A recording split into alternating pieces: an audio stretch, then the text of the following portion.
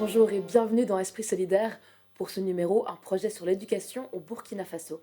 Et bonjour à vous Eliane, Bonjour. vous êtes la présidente de Graines de Baobab. Le Burkina Faso, vous connaissez bien puisque votre association y est active depuis plus de 20 ans. C'est un pays qui connaît un contexte sécuritaire compliqué depuis plusieurs années. Vous-même d'ailleurs, vous ne vous y rendez plus depuis 2018. Et justement, en quoi est-ce que les conflits impactent l'éducation ? Alors, il y a eu beaucoup d'écoles qui ont été fermées au Burkina Faso. Il y a eu des attaques contre les écoles, mais la région où on intervient n'a pas été impactée, Dieu merci, par des attaques. Simplement, elle est quand même un peu touchée parce que les villages environnants qui ont été, eux, touchés, fuient leur région.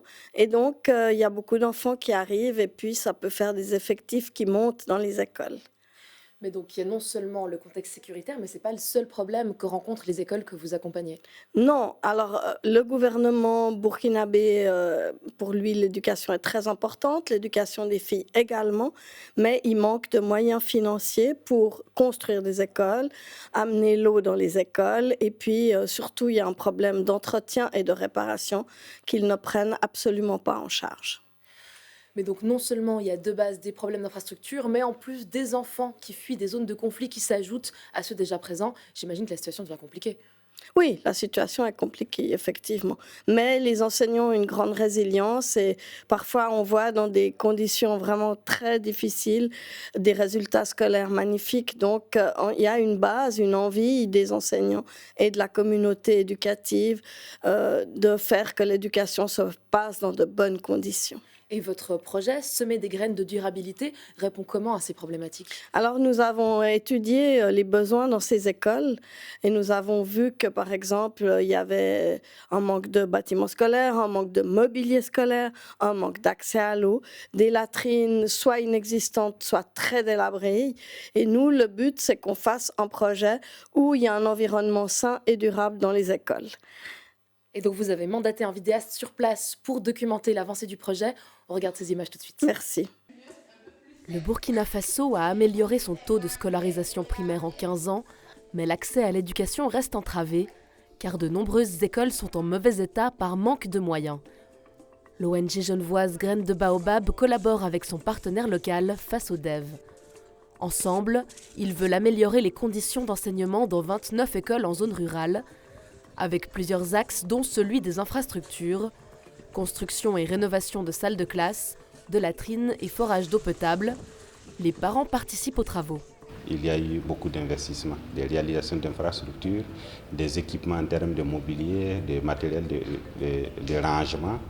En tout cas, toutes les écoles ont bénéficié de l'accompagnement. Toutes les écoles couvertes par Graines de Baobab Faso de développement durable ont bénéficié de leur accompagnement. La réparation et la construction de toilettes a permis d'améliorer les conditions d'hygiène pour les élèves. Il y a vraiment eu un changement avec l'hygiène et assainissement, avec les fiches que nous avons eu à utiliser dans les classes et pour les leçons d'hygiène. Et les enfants vraiment suivent les règles d'hygiène. Les fiches, les voici. Elles servent de support pédagogique aux enseignants. La santé y est abordée de manière globale, avec des thématiques qui touchent les jeunes comme la nutrition, la puberté ou encore les menstruations. Les élèves ont travaillé à améliorer la propreté des salles de cours. Nous passons régulièrement dans toutes les classes pour poursuivre la sensibilisation des enfants sur l'hygiène et la propreté. Nous sommes vraiment ravis parce que cela porte ses fruits. Et ce n'est pas tout. Et puis, il y a eu aussi la gestion des déchets avec les animatrices qui viennent nous sensibiliser avec les élèves. Il y a eu des tris de déchets. Voilà, tout ça, ça a permis à améliorer le cadre de vie de l'école et des enfants. Autre aspect du projet, des coups de pouce accordés aux mères d'élèves via l'octroi de microcrédits. J'ai pu avoir de l'argent pour mon activité, j'en suis ravie, parce que j'arrive à faire des bénéfices qui me permettent de prendre en charge les frais de scolarité de mes enfants et à subvenir à d'autres besoins spécifiques, comme leurs vêtements et leur santé. Le projet de Graines de Baobab et FasoDev durable inclut encore des jardins potagers dans les écoles volontaires. Pour valoriser l'agroécologie, mais aussi permettre aux enfants de manger des légumes frais à la cantine. On voit le projet à plusieurs aspects, les infrastructures, l'environnement, la santé des enfants, même des microcrédits pour les mères. Et pourtant, il y a une idée globale derrière. Oui, bien sûr, parce qu'en fait, ces écoles de brousse sont dans des villages et dans un village, la communauté éducative, la communauté des habitants, elle est très, très importante. Et pour nous, c'est très important de faire que cette communauté s'engage. Par exemple, pour la construction des écoles, ils amènent l'eau et le sable pour le chantier et c'est pas rien. Donc, c'est les parents qui s'organisent pour amener tout ça sur les chantiers. Et puis les microcrédits, Ah, en quoi ça aide la communauté scolaire d'aider les mères dans leurs projets? Alors, oui, c'est important parce que dans le système qu'on a mis au point, qui s'appelle Coup de pouce, elles reçoivent un prêt d'environ 75 francs suisses pour améliorer leur activité économique qu'elles pratiquent déjà.